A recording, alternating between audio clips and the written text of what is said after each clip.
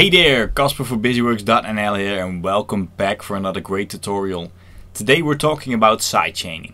Now, sidechaining in dance music in general is something that has become invaluable for most productions, but rarely do we use its full potential. Well, after today you guys are, because we're going to use sidechaining for a lot of different purposes. But first, let's think about what sidechaining really is. The basic principle is we're sending a signal, this can be audio or MIDI, to a device that in its turn reacts to the signal it receives. So if you think about this in a broader perspective, we can use any signal to control any device to react to that signal. Now there's a lot of opportunities to manipulate audio in there. Unfortunately, not every plug-in device accepts sidechain signals, but there are a lot that do.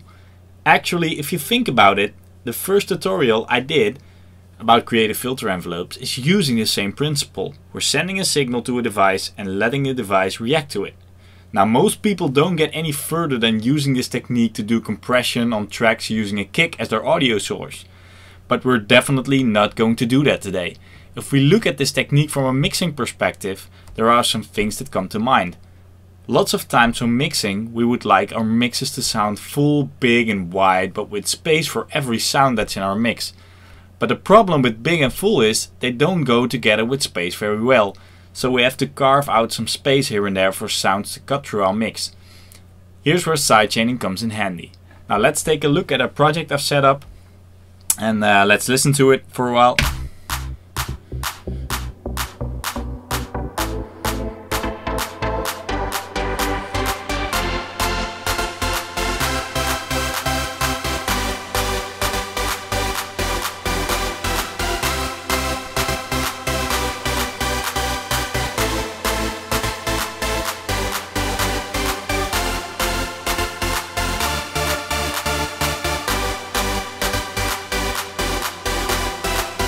Okay, so we've got some leads. I've got a same thing going on as in the creative filter envelopes. We've got a bass line and we've got a clap. Now let's open up the mixer, and as you can see, I've got most of my leads going to a lead group, and they're all going to a Valhalla reverb, which makes it sound nice and wide and full. But the problem with reverb is that it tends to push sounds back into the mix. And we don't want that. We want it to be full and in your face. Now if I shut off the reverb for a second and play it again, you can hear it's gonna sound a little bit more in your face.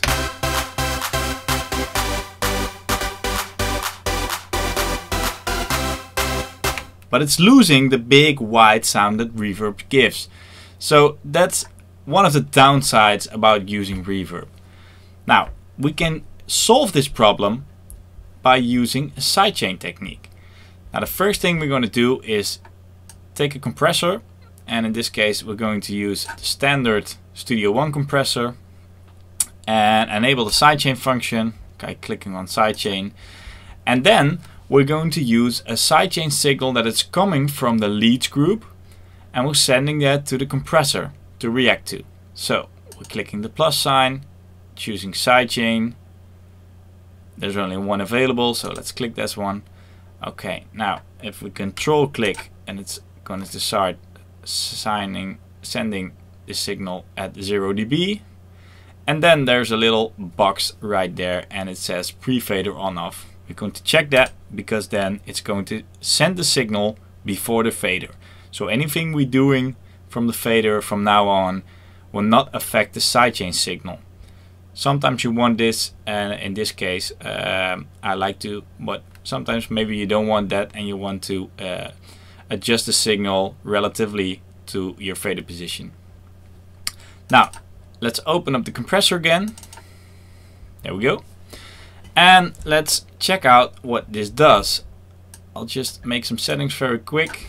Some extreme settings so you can hear what it's doing instantly.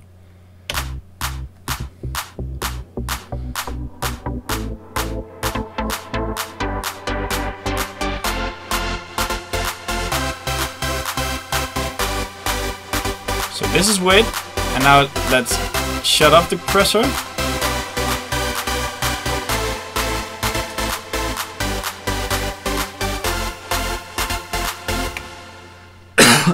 Sorry.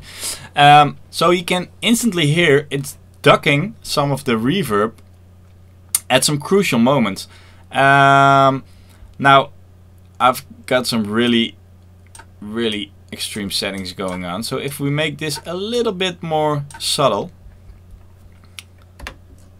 let's get it there. And you can adjust it a little bit to taste.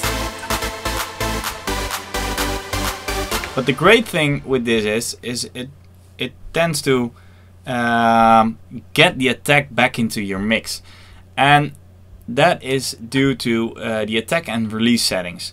Now these are pretty important, because if you would change the attack setting to a higher value, because I had it at 0.10 milliseconds, which is just like immediately, then you would get a little bit reverb, and then the compressor starts kicking in.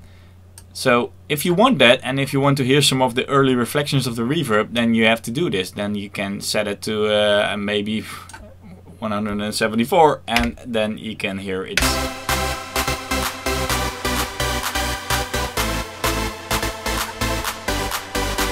Then the attack is a little bit overpowered by the reverb, and then you get the release setting. And the release setting determines how fast the reverb is filling up the gaps between the notes that are played. So if we put this really short, then you can hear there's a lot more reverb going on. And if you make this longer, it takes a little bit more time for the reverb to get back up. So, pretty useful technique for getting your leads in front of the mix without having to sacrifice the big and wide effect that reverb has on it. Okay, so another thing I want to show you is how you can use sidechaining to manipulate audio coming through a gate. Now, I've got a distorted arpeggiator. It's not distorted yet, but it sounded like this. And it's coming from Native Instruments Massive, using some sine waves. Nothing really fancy. But if we're starting to distort this, let's take a distortion.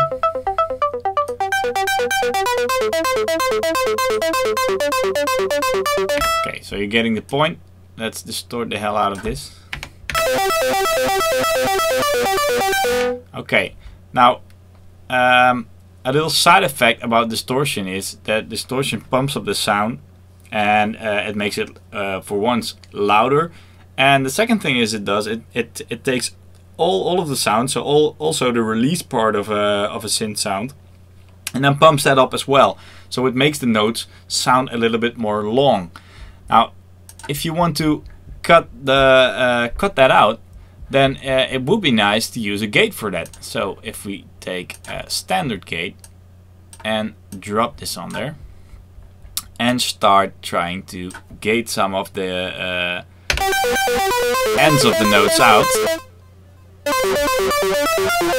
Let's try this. And it's really hard to get this right, because it just the distortion flattens it out so much that the gate hasn't got a chance to react to it in a good way. So what we're going to do is make a copy of this sound, but then use another synth. So let's drop a synth on there and use the same MIDI part, that one, and let's see, let's make it a little bit more short. Oh. So select all and make them nice and short, like this. Okay, and then we're going to set this to noise in silent, and let's see what this sounds like.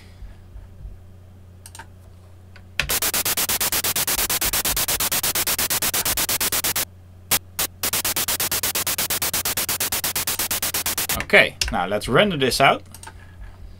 You can do this right clicking and then go to event, bounce selection, or bounce to new track. So it's all the same. Let's use bounce selection. It's rendering this out. Okay. So, okay. Now we've got an audio signal with the right information. If we look at this signal, then there are some gaps in between to which the gate can react. Okay, so let's get rid of the silent part and then go to our mixer. We've got the distorted ARP going on here, which we want to gate.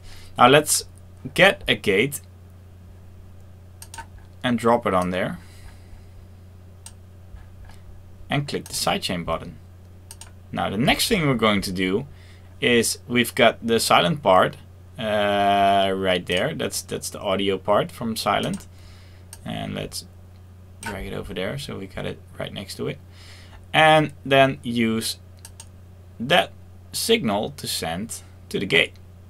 So we've got the gate, and then use the same thing. I'm going to make this pre-fader, control click. Okay, now we don't want to hear this part. We don't want to hear the noise, so we're going to drag the fader down, and there we got our benefit from making this pre-fader. Because now we can't hear the signal, but it's going to the gate anyway. So let's hear what it does now. Okay, it says duck right here. If you unclick this, then you can hear the signal.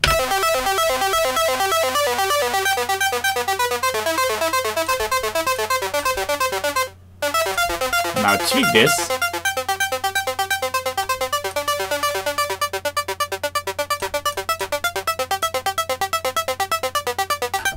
And you can even now say, I want this to be just like I'm opening the release on a synth. If you just choose the release setting,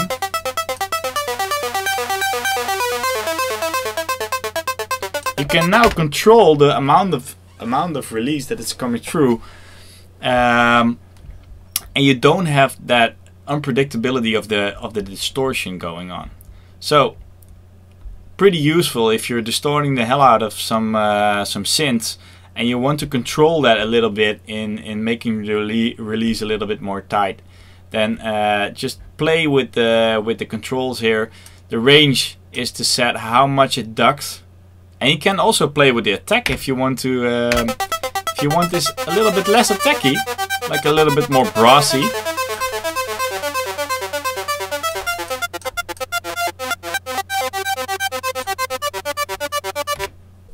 So, as you can see, with these two techniques you already got a lot of new possibilities. I use the reverb ducking a lot on vocals too, to get them more upfront in the mix. The gate technique is also great for tightening up some bass sounds. So try it out for yourself and experiment with it. You could also of course use your own DAW plugins or some third-party ones. I know FabFilter has got a great plugin called Pro G. It's a gate, and it also accepts sidechain MIDI signals, so it's even faster to set up without having to convert MIDI to audio. So check that out as well. If you want to leave your experience or questions here at the YouTube or Facebook, then of course feel free to do so. In the meantime, check some of our social accounts listed in the video description. Hope you learned some new stuff and hope to see you next time. Now go and be creative.